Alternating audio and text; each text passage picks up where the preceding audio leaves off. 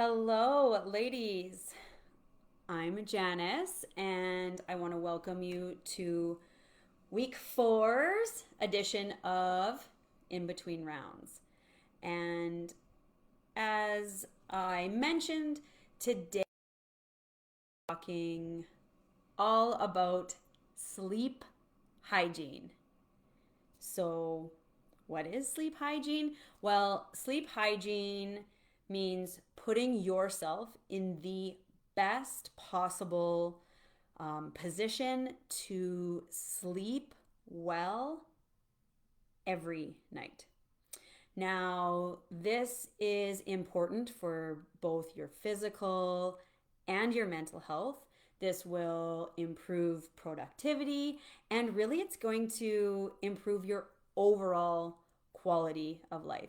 It's super important that we all spend a bit more time focusing on creating a good routine to help improve our sleep hygiene. And how you do that is by focusing on, you know it, forming good habits. So it all comes down to building habits with every single element of your health and your lifestyle. So, what I am going to urge you to do is focus on a few little things that you know you can commit to, that you can fit in to your schedule so that you can do them over and over and over again. Because that's truly what's going to help you build the consistency that you need to have that successful bedtime routine and quality sleep that you need to have, the energy that we're all looking for to continue with these workouts and of course our day-to-day activities. So I'm going to talk about the four things that are really important to help improve your sleep hygiene. The first thing is something that we're all doing and we're all taking care of, and that is our lifestyle. So, through this program, we've got that covered because we're getting the exercise we need, everyone's drinking water, we're eating well, we're now focusing on our sleep. So, these are the elements that the activity and the good nutrition really, really do contribute to helping you sleep better. So, we got that covered. The next three are the important ones that I'm going to get you to really focus on this week and, of course, just moving forward from here on in. So, that is creating a sleep schedule, having a pre bedtime routine, and creating like a pleasant bedroom. All right. So I'm going to go into a few more details about all three of those, but I also want to remind you that it's important for you to take some of these tips and adapt them to sort of your own personal needs and lifestyle and criteria, because these are just ideas that you can take. I, again, don't need you to do all of them, but I want you to pick a few that you know you can focus on, or things that may shout out to you and you're like, oh, I definitely don't do that. And that might be part of what's limiting my ability to really have that quality sleep. So I'm going to start by going over this whole sleep schedule aspect. So, first things first, it's so important that you focus on having a fixed wake up time. Now, what I mean by that is whether it's a weekday or a weekend, it's very important that your body is getting up at the same time of day every day. That's just a great way to teach your body what it means to go to sleep at a certain time and get up at a certain time. So make sure you're trying your best to have that fixed wake up time. It's also just really important that you prioritize sleep. We often live in these busy schedules, and more often than not, people are willing to sacrifice sleep for things like work, social events, even getting in that workout. So instead of sacrificing your sleep, it's very important that you kind of build that schedule and know what time you need to be winding down and going to bed so that you can get everything done before that. And I think there's oftentimes we have to sit down and think, is this thing that I'm trying to do in order that I'm sacrificing my sleep in order to do, is it worth it? Do I need to be doing this right now? So try to keep those in mind. And as you're doing that, it's really important that you focus on gradual adjustments. Okay, this is something that I know I'm at fault for. I am someone that goes to bed late, and I've always tried, I want to get to bed an hour earlier. Well, guess what?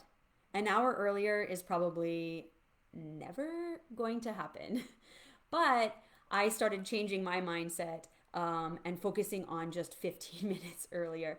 Once I got that down, I was able to move it another 15. So ideas like this, where you're just thinking like 10 or 15 minutes at a time, especially if you're trying to change that schedule, do not try to overhaul things, because that's really only going to work for a few days and then you'll resort back. So small little gradual adjustments that you can continue to improve on over time will actually lead to much more success that you can stick to long term.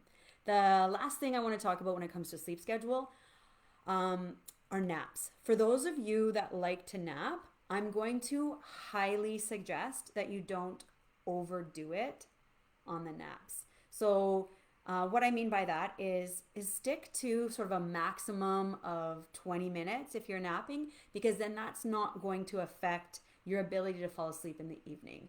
So maybe set that timer or alarm so that you're not sleeping much longer than that if you are taking those naps. When I talk about a pre-bedtime routine, so this is something that it's really important that you do start to be aware of. And it's so important that your pre-bedtime routine is something that you are consistently doing. So that may be in terms of the actual routine, the actions that you're doing, and at a certain time. So washing your face, putting your PJs on. These are good things. If you're doing them consistently, it's like teaching and reminding your body that this is time, like this is what we do when we start to go to bed and sleep. It's also important that you're conscious of things like caffeine and alcohol.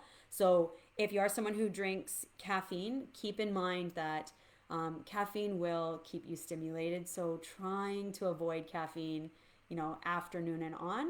And of course, alcohol, well, I know, I'm not trying to say have no fun, but just be very aware that alcohol will also hinder your ability to sleep well.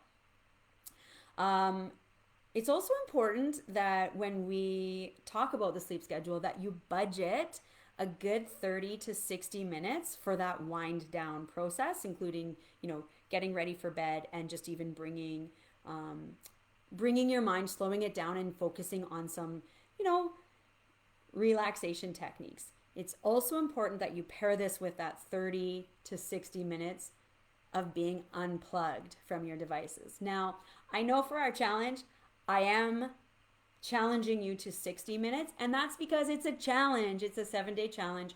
So I am trying to, show you that you can do it and that it's not going to be the easiest, but it's going to be beneficial. Moving forward, at least make sure you're giving yourself 30 minutes without screen time before lights go out.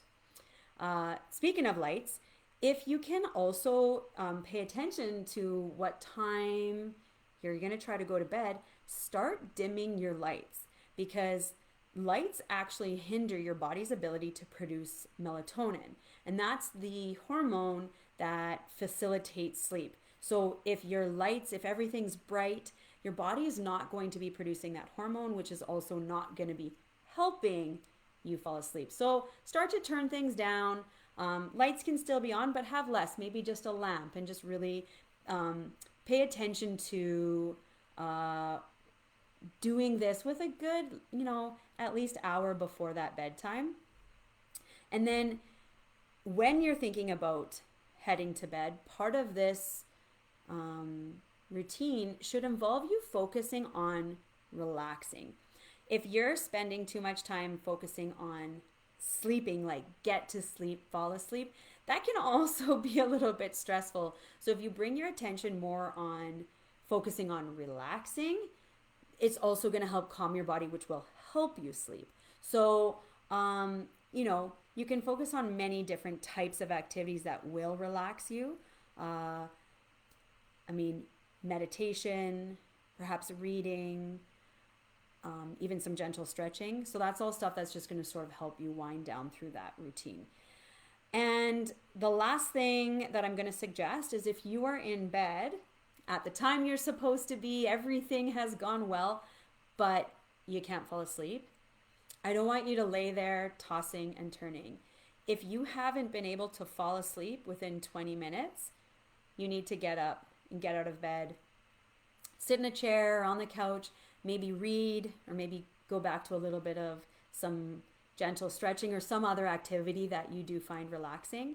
And then once you feel like your eyelids are heavy again, then go back into your bed and try again. Which will lead us to this last point about creating that sort of optimal, pleasant bedroom experience. The reason I'm suggesting that you get up rather than tossing and turning in bed is it's very important that you start to associate your bed with sleeping and sleeping only. And that's going to be a great way to train your body to know what it needs to do when you're in bed. So you can start by making sure that you have a comfortable mattress, pillow, bedding, right? Like your body, we like to feel things, and so it should feel good. And temperature wise, you want it cool but still comfortable. I'd also suggest blocking out light when possible, because that can also hinder your ability to stay sleeping if the light's coming in earlier than you would be wanting to rise. Even noise, depending on where you live, the street is loud, maybe the person sleeping beside you is snoring. Earplugs are always a good idea, because same thing, once you're sleeping, you can stay sleeping if you've blocked out some of that noise that would potentially wake you up. I'd also suggest in this serene bedroom that you consider like calming scents, like lavender or something that you know is just going to help you feel like you're in this sleepy time oasis. And so last but not least, I guess when we talk about this optimal bedroom, I touched on this in the beginning, we want your bed to be used for sleeping. The only exception that I would say is you can also use your bed for intimacy, but I'd suggest that's it. So if you're someone, especially if you're someone who struggles with sleeping, I would actually suggest that you don't even read in bed. You read somewhere else. You can have a comfy chair in your room or go out to the couch, but that's a really great way to associate your bed with sleeping so your body knows what to do. Now, that's not something you need to do if you don't have a problem falling asleep. Myself is one of them. I actually have no problem falling asleep. It's just making sure I get into that bed. So reading in bed is not an issue for me, but if you're someone who finds you toss and turn, try that out. Try reading elsewhere. Try basically just keeping that bed for sleeping. You're going to find it makes a big, big difference over time. It's not going to be a one-night change for you, but keep up with these small little habits. Pick a few that resonate with you and just really focus on them, especially this week, so that you can see how they work for you and obviously continue as we move forward. The idea of sleep hygiene is important for everyone, but I would also let you know that the ideal sleep hygiene is different for everyone based on your needs, based on your schedule. So that's why it's important for you to take a few of these ideas and incorporate a few of them. I do not expect you to do them all, but I think that every little bit does help. So little by little, add a few positive things into this sleep routine, creating better sleep hygiene so that you can feel well rested and have much more energy for the days and, of course, your SheFit workouts.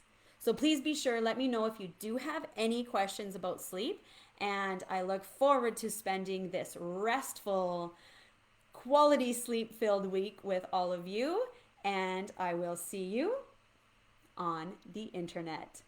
Take care.